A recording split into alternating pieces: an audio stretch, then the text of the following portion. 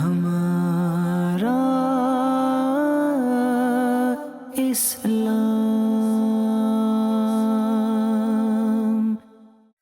الحمدللہ رب العالمین والصلاة والسلام علی سید المرسلین، اما بعد فاعوذ باللہ من الشیطان الرجیم، بسم اللہ الرحمن الرحیم۔ الصلاة والسلام علیک یا رسول اللہ وعلی آلک واصحابک یا حبیب اللہ۔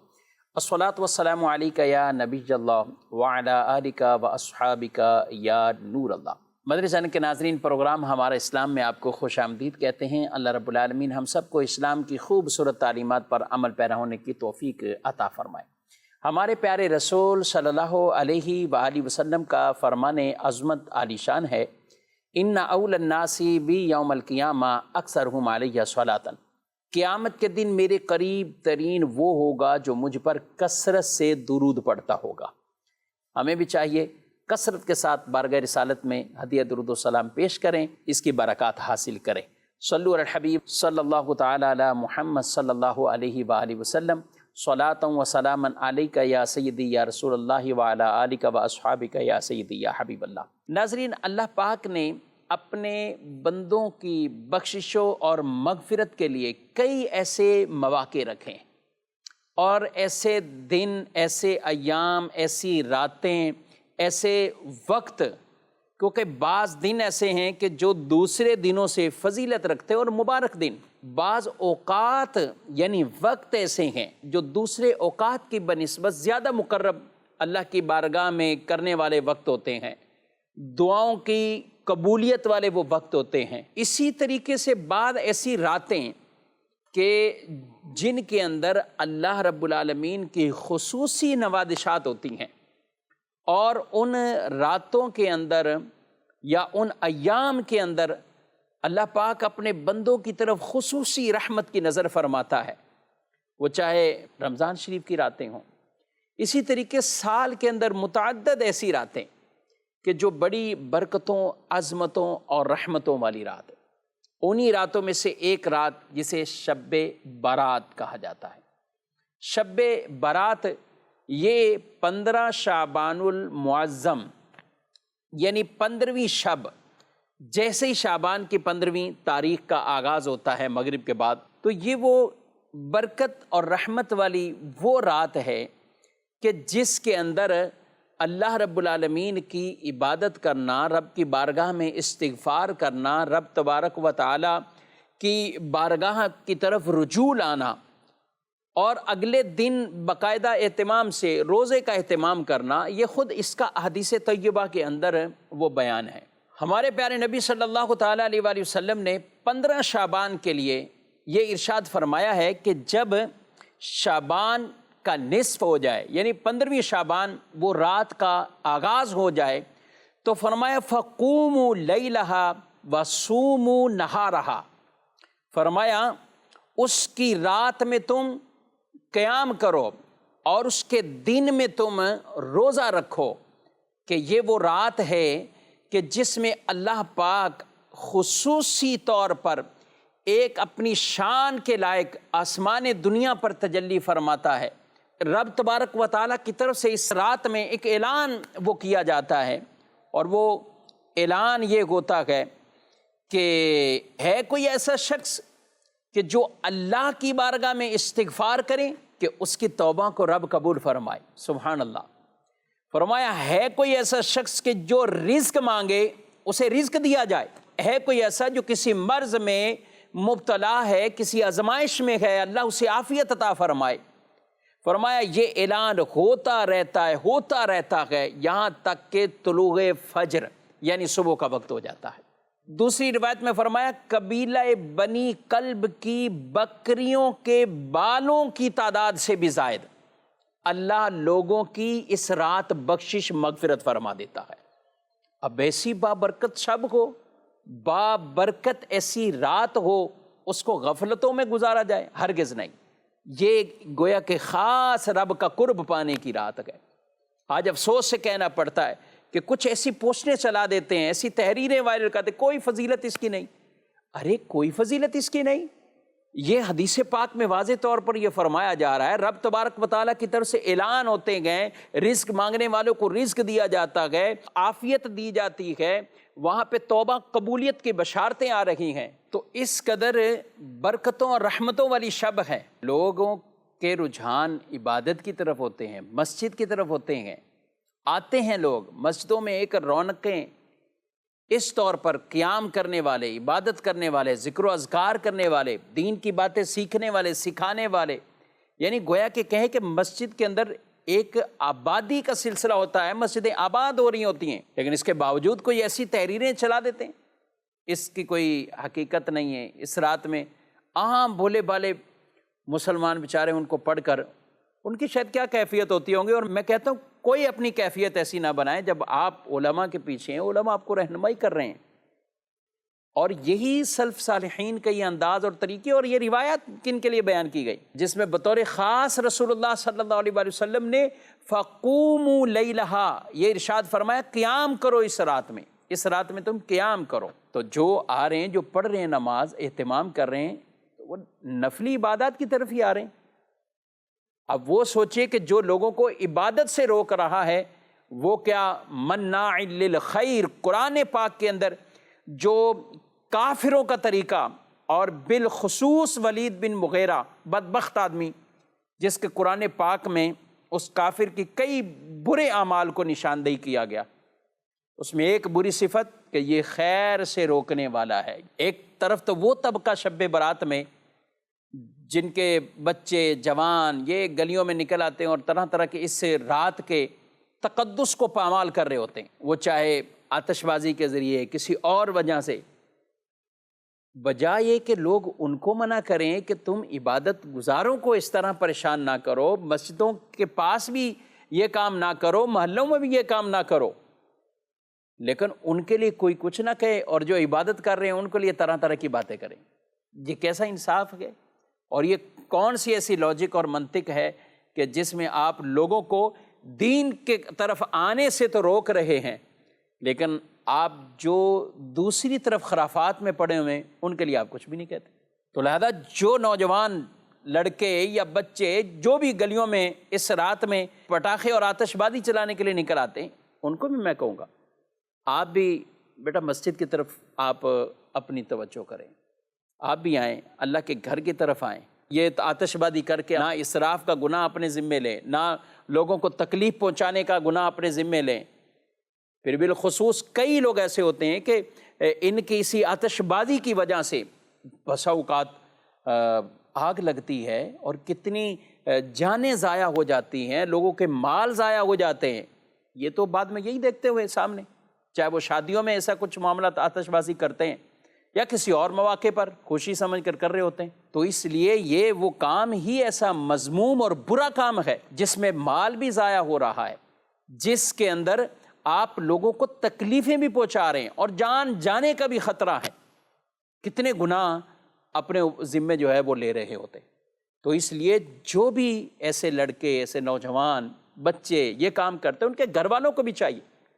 کہ وہ ان کو ان چیز سے روکیں، اس سے باز کریں۔ اگر آپ اپنی طرف سے انہیں پیسے ہی دے کر یہ کام کرواتے ہیں، گویا کہ ان معنوں میں کہ بھئی ٹھیک ہے یہ پیسے لے لو، جو چلانا چلاؤ، جو کرنا ہے کرو، تو پھر یہ تو آپ بھی شریک ہو رہے ہیں اس معاملے کے اندر۔ تو لہذا اس رات کے تقدس کا خیال رکھتے ہوئے ایسے تمام احباب اور گھر والے وہ کوشش کریں کہ ان کے بچے یہ برائی کی طرف نہ جائیں، یہ آتش بازی اور پٹاخوں اور ایسی بری مجلسوں کی طرف نہ جائیں، بلکہ ان کے رخ مساجد کی طرف کریے کہ یہ اللہ کے گھر کی طرف آئیں اور اللہ کے گھر کو آباد کریں، وہاں نمازیں پڑھیں۔ ناظرین، کتنی فضیلت کی حامل یہ شب اور رات ہے، اس میں اور کیا کیا کچھ ہوتا ہے۔ ایک روایت میں اماں عائشہ صدیقہ رضی اللہ تعالیٰ عنہ وہ بیان کرتی ہیں کہ رسول اللہ صلی اللہ علیہ وسلم نے ان سے کہا کہ کیا تم جانتی ہو کہ اس رات میں کیا ہوتا ہے؟ پھر آپ صلی اللہ تعالیٰ علیہ وسلم کی بارگاہ میں عرض کی کہ حضور آپ ہی بتائیں۔ تو پیارے نبی صلی اللہ علیہ وسلم نے ارشاد فرمایا کہ یہ وہ رات ہے کہ جس کے اندر اس سال پیدا ہونے والے ہر شخص کا جس نے پیدا ہونا ہے اس کو لکھ دیا جاتا ہے، اور جس نے بھی دنیا سے جانا ہے انتقال مرنا تو ہر ایک نے ہے، ہر ایک نے یہ ذائقہ چکھنا ہے۔ فرمایا اس سال کی لسٹ جو تیار ہوتی ہے اس میں ان کے نام لکھ دیے جاتے ہیں، ان کے نام لکھ دیے جاتے ہیں۔ پھر آگے ارشاد فرمایا گیا اور ان کے اعمال جو ہیں وہ پیش کیے جاتے ہیں، اور پھر فرمایا یہی وہ رات ہے کہ جس میں رزق کو اتارا جاتا ہے، رزق گویا کہ تقسیم کر دیا جاتا ہے کہ اگلے سال کس کے مقدر میں کتنا ہے۔ اور کتنے ایسے حاجیوں کے نام لکھے جاتے ہیں، کتنے اور کام، یعنی گویا کہ ایسے کہ نازک فیصلے ہو رہے ہوتے، اور انسان غفلتوں میں ہو، ہرگز نہیں، اس کو بھی نیکی کی طرف آنا چاہیے اور اللہ کی بارگاہ میں توبہ کرنی چاہیے۔ یہ مواقع ہیں ناظرین کہ رب تبارک و تعالیٰ ایسی راتیں، ایسی گھڑیاں، ساعتیں، یہ امت پر بھی یہ رحمت ہے، یہ مسلمانوں پر رحمت، امت پر رحمت ہے پیارے نبی علیہ السلام کا صدقہ کہ ایسی راتیں نصیب ہوئی ہوئی کہ وہ اس میں جاگتے ہیں، رب کی بارگاہ میں استغفار کرتے ہیں، توبہ کرتے ہیں۔ اور جو آدمی سچی توبہ کرتا ہے، سچی توبہ کرتا ہے، وہ سچے دل کی توبہ ایسی ہوتی ہے کہ سارے گناہ اس کے معاف کر دیے جاتے ہیں، سارے اس کے گناہ معاف کر دیے جاتے ہیں۔ اسی لیے کہا جاتا ہے کہ آدمی اللہ کی بارگاہ میں سچی توبہ کرے، اور اگر کسی کے ساتھ غلطی اور اس طرح کے معاملات کیے ہیں ان سے بھی معافی مانگ لے، درگزر سے کام لے لے۔ کسی نے آپ کے ساتھ کچھ کیا تو آپ اسے معاف کر دیں، اور اگر آپ نے کسی سے معافی طلب کرنی تو طلب کیجئے، ان سے معافی مانگیے۔ بعض اوقات ہمارے انداز یہ ہوتے ہیں کہ سب لوگوں سے معافی مانگ رہے، سوشل میڈیا پہ معافی مانگ رہے، واٹس ایپ گروپس میں معافی مانگ رہے، جس سے کبھی کوئی واسطہ پڑا نہیں ہے اس سے معافی مانگ رہے۔ اچھا کس سے نہیں مانگ رہے؟ جس کے ساتھ واسطہ ہے، جس کے ساتھ آپ کام کرتے ہیں، جس کے ساتھ آپ رہتے ہیں، جو آپ کی فیملی ہے، جو آپ کے گھر والے ہیں، یا نارمل روٹین میں وہ رات بھی آئی اور وہ لمحات بھی چلے گئے، اسی طرح روٹین میں یہ سوچنا چاہیے کہ ایک عام آدمی سوشل میڈیا والا، میں وہاں اپلوڈ کچھ کروں تو میں نے اس سے کیا، کس چیز کی معافی مانگنی، کس چیز کی میں سے غائبانہ معافی مانگی جا رہی، گروپس میں ڈال کر غائبانہ معافی، کسی سے میسیجز کر کر کے، اور یہ ایک ہے بس روٹین وائز اس طرح کا یہ بھی معاملہ کر لیا جاتا ہے۔ معافی مانگنا یہ بہت اچھی بات اور ہمت ہے جو لوگوں سے معافی مانگتے ہیں، اور اگر کوئی واقعی جہاں شریعت کہتی کہ آپ کو معافی فلاں سے مانگنی ہے تو پھر مانگنی وہاں تو آپ معافی مانگیں، اور جس سے معافی مانگی جائے وہ معاف کر دیا کرے، اس کو بھی اتنا لمبا نہ کھینچا کرے کہ وہ معاف ہی نہ کرے۔ ایک روایت میں فرمایا گیا کہ جس کے پاس کوئی عذر لے کر دنیا میں آیا، یعنی معذرت کی اس نے، اور وہ اسے معاف نہ کرے، فرمایا یہ میرے حوض کوثر پہ نہ آئے۔ اگر حوض کوثر پر جانا نصیب نہ ہوا تو کیا کریں گے؟ پھر قیامت کے دن وہ جو لمحات ہوں گے، وہ جو قیامت کی ہم دہشتیں پڑھتے ہیں، الامان الحفیظ، اللہ پیارے حبیب علیہ السلام کے صدقے ہمارے دلوں کو ستھرا اور نرم فرما دے کہ اگر کوئی ہمارے ساتھ یہ کر رہا ہے یا معافی مانگ رہا ہے تو ہم اسے معاف کر بھی دیں۔ قیامت کے دن اعلان ہوگا کہ جس کا حق اللہ کے ذمہ کرم پر ہے وہ کھڑے ہوں، وہ جنت میں چلے جائیں۔ لوگ دیکھ رہے ہوں گے کہ یہ کیا ہے، کس کا حق بنتا ہے، پھر وہ اعلان کرے گا دوسری بار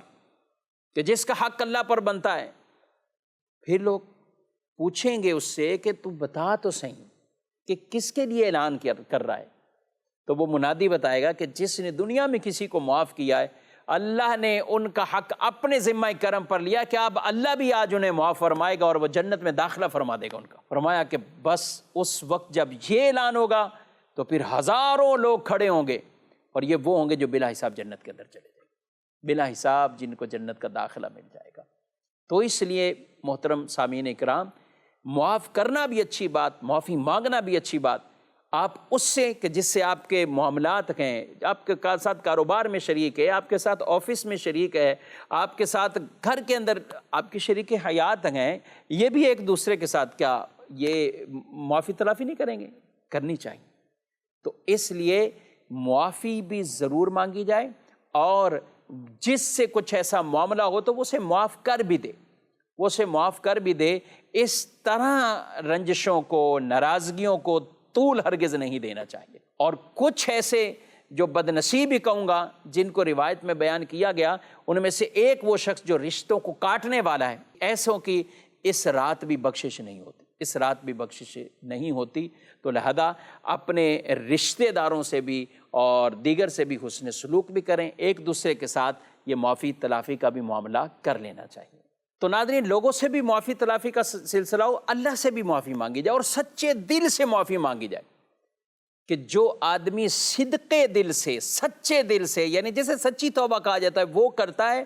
تو اللہ اس کے گناہوں کو ایسے معاف فرماتا ہے جیسے اس نے گناہ کیا ہی نہیں، بلکہ فَأُولَئِكَ يُبَدِّلُ اللَّهُ سَيِّئَاتِهِمْ حَسَنَاتٍ، وہ لوگ جو توبہ کے ساتھ ساتھ نیک اعمال کرتے ہیں، اللہ پاک ان کے غلطیوں، خطاؤں، گناہوں کو بھی نیکیوں میں تبدیل فرما دیتا ہے، نیکیوں میں تبدیل فرما دیتا ہے۔ تو اس لیے صدق کے دل سے، روایت میں فرمایا گیا فرشتوں کے دفتروں سے اسے معاف فرما دیتا ہے، یعنی جہاں فرشتوں نے گناہ لکھے، آدمی سچی توبہ کرتا ہے، اللہ اسے بھی وہاں سے معاف فرما دیتا ہے۔ فرشتوں کو بھلا دیتا ہے کہ اس آدمی نے جو گناہ کیے تھے، یہ فرشتوں کو بھی رب بھلا دیتا ہے، یہاں تک کہ اس کے جو بھی گواہان تھے، یہ گویا کہ سارے نشان اور گواہان، یہ سب کچھ اللہ نے ختم فرما دیا۔ ایک مرتبہ آدمی، ایک مرتبہ رب کی بارگاہ میں بس سچے دل سے، یا اللہ میں تجھ سے معافی مانگتا ہوں، یا اللہ میں تجھ سے معافی مانگتا ہوں، توبہ کرتا ہوں، میری توبہ قبول فرما لے۔ کتنا کریم ہمارا رب ہے، اللہ اکبر۔ آج دنیا کے اندر کوئی بیٹا اپنے باپ کے حوالے سے نافرمانی کرتا ہو تو ایک بار ہو، دو بار ہو، تین بار ہو، بالآخر باپ بھی دھتکار دے گا، سیٹھ اپنے ملازموں کو دھتکار دے گا، کوئی بڑا سا بڑا حکمران اور بادشاہ ہو، وہ اپنے وزیروں کو دھتکار دے گا۔ بلا تشبیہ رب کی شان رحیمی اور کریمی تو دیکھیے، انسان کتنے بھی گناہ کر لیتا ہے، کتنے بھی گناہ کرتا ہے، اگر جھک کر اللہ کی بارگاہ میں آ جاتا ہے تو یہاں سے اس کو دھتکارا نہیں جاتا، بلکہ یہاں سے کہا جاتا ہے لا تقنطوا من رحمت اللہ، اللہ کی رحمت سے مایوس نہ ہو، اللہ کی رحمت سے مایوس نہ ہو۔ اور حدیث رسول صلی اللہ علیہ وسلم نے فرمایا گیا کہ سچی توبہ کرنے والا ایسا ہے کہ جیسا اس نے گناہ کیا ہی نہیں، جیسا اس نے گناہ کیا ہی، ایسی اللہ اس کی بخشش اور مغفرت فرماتا ہے۔ دنیا میں آج کسی بڑے کی اس طرح نافرمانیاں کریں تو ساری شہروں میں اس کی شہرت اور علاقوں میں یہ مشہوری ہو جائے گی، اس کو دھتکار دیا گیا، یہ معاملہ تھا۔ لیکن وہ رب کتنا کریم، رحیم اور صفت ستاری والا ہے، ستار ہے، عیبوں پر پردے کرا دیتا، وہ ہمارے عیبوں کو ظاہر بھی نہیں ہونے دیتا۔ اے مالک تو ستار ہے، تجھے تیری اپنی اسی صفت کا صدقہ ہمیں معاف بھی فرما اور ہمارے عیبوں پر پردے ڈال دے، آج بھی بروز محشر بھی، پیارے حبیب صلی اللہ علیہ وآلہ وسلم کا صدقہ۔ تو ناظرین، ضرور اللہ کی بارگاہ میں صدق کے دل سے توبہ کریں، مرد ہوں، عورتیں ہوں، عورتیں اپنے گھروں میں رہتی ہوئی اس رات کے لیے خصوصی کچھ اہتمام کرتے ہوئے عبادت کا اہتمام کرتے، استغفار کرتے رہیں، صلاۃ التسبیح اپنے طور پر انفرادیت کے ساتھ اس کو ادا کرتے رہیں، ساتھ ساتھ اپنے مرحومین کو یاد کیجیے، اپنے مرحومین کو یاد کیجیے، کیونکہ یہ بھی منقول ہے کہ جب شب برات ہے، اسی طرح جمعہ ہے، رمضان کی راتیں، عید کی راتیں، یہ وہ ایسی مبارک گھڑیاں ہوتی ہیں کہ جیسے ہم یہاں رہتے ہیں تو ہمیں بھی ایسے ایونٹ پہ اور ایسے موقع پر اپنے یاد آتے ہیں، مرحومین کی روحیں بھی گھروں کی طرف آتی ہیں اور آ کر صدائیں بلند کرتی ہیں، ہم پہ رحم کرو، ہمارے لیے کوئی تحفہ بھیجو، کوئی صدقہ کرو۔ وہ آ کر کہتی ہیں، ہمیں ایک تو خود بھی جانا چاہیے کہ ہم مرحومین کے لیے جہاں تک ہو سکے قبرستان جائیں، ان کے لیے کچھ صدقہ کریں، نیکی کریں، ان کی قبروں کے پاس بیٹھیے، وہاں جائیں اور جا کر کچھ ذکر و درود کریں، پڑھیں، کچھ تلاوت، قرآن پاک کی تلاوت کیجیے۔ بعض اوقات ہم جاتے ہیں اور ہم اگربتیوں اور موم بتیوں میں ہی اتنے بیزی ہو جاتے ہیں، حالانکہ موم بتی، چراغ، یہ وہاں کے لیے کہ جہاں روشنی نہ ہو تو آپ جلا دیے کہ لوگوں کو روشنی مل جائے، راستے کا پتہ چل جائے، لیکن آج کل اس کی ضرورت نہیں ہے تو بالکل یہ مت جلائیے۔ اور جہاں تک اگربتیاں ہیں تو وہ تو ہماری خوشبو کے لیے، میت کو اس سے کوئی فائدہ نہیں ہوتا۔ اگر وہاں لوگ موجود ہیں، کچھ پڑھ رہے ہیں، بیٹھے ہیں، ان کی نیت سے آپ وہ لگاتے ہیں اگربتیاں کہ خوشبو پہنچی، اچھی بات ہے، لیکن قبر والے کو اس سے کوئی فائدہ نہیں ہونا۔ لوگ لا کے قبر پر ہی لگا دیتے، پورا کا پورا بنڈل کھولا قبر پر لگا دیا۔ حالانکہ لگانا بھی تو قبر سے سائڈ پر لگائیں، لیکن کس کے لیے؟ جو حاضرین ہیں ان کے لیے۔ یہ سمجھنا کہ اس کے دھوئیں اور خوشبو سے قبر والے کو کوئی خوشی ملے گی، کچھ نہیں ملے گا اس کو۔ ہاں، تر شاخ آپ رکھیں گے قبر پر، تر پھولوں کی یہ پتیاں رکھتے ہیں، اس سے قبر والے کو سکون ملے گا کہ یہ تر شاخ یا تر پتیاں یہ تسبیح کرتی ہیں، قبر والے کو سکون ملے گا، ان سے انسیت ملے گی۔ مفتی احمد یار خانیمی رحمۃ اللہ تعالی علیہ لکھتے ہیں کہ جب تر شاخ کی تسبیح سے قبر والے کو انسیت مل رہی ہے، تو جب بندہ مومن قبر کے پاس بیٹھ کر تسبیح کر رہا ہو، ذکر کر رہا ہو، درود پڑھ رہا ہو، تو قبر والے کو کتنا سکون ملتا ہوگا، تو قبر والے کو کتنا سکون ملتا ہوگا۔ تو اس لیے ان کو انسیت دیجئے، ان کے لیے صدقہ بھی کریں، خیرات بھی کریں، کچھ پڑھ کر ضرور ان کو بخشیے، اور بطور خاص شب برات کو یہ اعمال تو کرنے ہیں، لیکن عموماً اپنے مرحومین کے ساتھ یہ تعلق اپنا قائم رکھیے کہ آپ ان کو پڑھ پڑھ کر تحفے بھیجتے رہیں، پڑھ پڑھ کر تحفے۔ جب کوئی آدمی پڑھ کر بھیجتا ہے، بخشتا ہے، صدقہ کرتا ہے، ان کی طرف سے خیرات کرتا ہے، بڑی خوشی داخل ہوتی ہے ان کو۔ جیسے ہمارے گھروں میں کوئی کھانے کا تھال بھیجے، طباخ کوئی تیار کر کے کھانے کا آپ کو بھیجے، بھوک بھی آپ کو بہت لگی ہو، کتنی خوشی داخل ہو دل میں۔ فرمایا جیسے یہ ہدیہ تحفہ تمہیں پہنچتا ہے، ادھر اللہ کے فرشتے تمہارا یہ ثواب، یہ ایک خوبصورت اسی طرح طباخ کے اندر لے کر یہ اہل خانہ کو وہ پہنچا کی نیکی ہے، اللہ جو اس کا اجر و ثواب دے، وہ تحفہ مرحوم کو قبر میں پہنچتا ہے۔ تو اپنے مرحومین کو بھی ضرور ایسے مواقع پر یاد رکھا کریں۔ تو ناظرین، شب برات ہو، اسی طرح جمعۃ المبارک ہو، آپ اپنے مرحومین کی قبروں پر آپ جائیں اور اس کی برکات بھی حاصل کریں، انہیں بھی فائدہ پہنچے گا، اور ہمیں بھی یہ فائدہ، جب ہم قبرستان جائیں تو یہ نیت لے کر جائیں، کیونکہ رسول اللہ صلی اللہ علیہ وسلم نے فرمایا پہلے میں نے تمہیں قبروں کی زیارت سے منع کیا تھا، پھر فرمایا کہ تم اس کی زیارت کرو کیونکہ یہ تمہیں آخرت کی یاد دلاتی، یہ تمہیں آخرت کی یاد، دلوں کو نرم کر دیتی قبروں کی زیارت۔ جب آدمی اس تصور کے ساتھ قبرستان جائے کہ میں آج یہ میرے جاننے والے، جان پہچان والے، عزیز اقارب، سب کچھ میری طرح ہی بڑی عزتوں کے ساتھ یہ دنیا میں رہ رہے تھے، آج یہ قبروں میں، مجھے بھی ایک دن آنا ہے، تو یہ آخرت کی فکر پیدا ہوگی۔ تو قبریں آخرت کی یاد دلاتی ہیں، قبریں آخرت کی یاد دلاتی ہیں۔ تو آپ ضرور جائیں، تو اس ارادے اور نیتوں کے ساتھ کہ ہمیں بھی آخرت کے اندر جو اعمال اللہ کی بارگاہ میں ہم نے لے کے جانے، ان نیک اعمال کے اندر ہمیں تقویت مل جائے، نیکی کے کاموں کی توفیق مل جائے۔ اللہ پاک ہم سب کو اس مبارک شب کی برکات سے بھی مالا مال فرمائے، اور ہمارے ظاہر باطن کی اصلاح فرمائے، قبر و آخرت کی ہم سب کو تیاری اور اس میں نیک اعمال کرنے کی توفیق عطا فرمائے۔ آمین بجاہ النبی الامین صلی اللہ علیہ وآلہ وسلم۔ ہمارا اسلام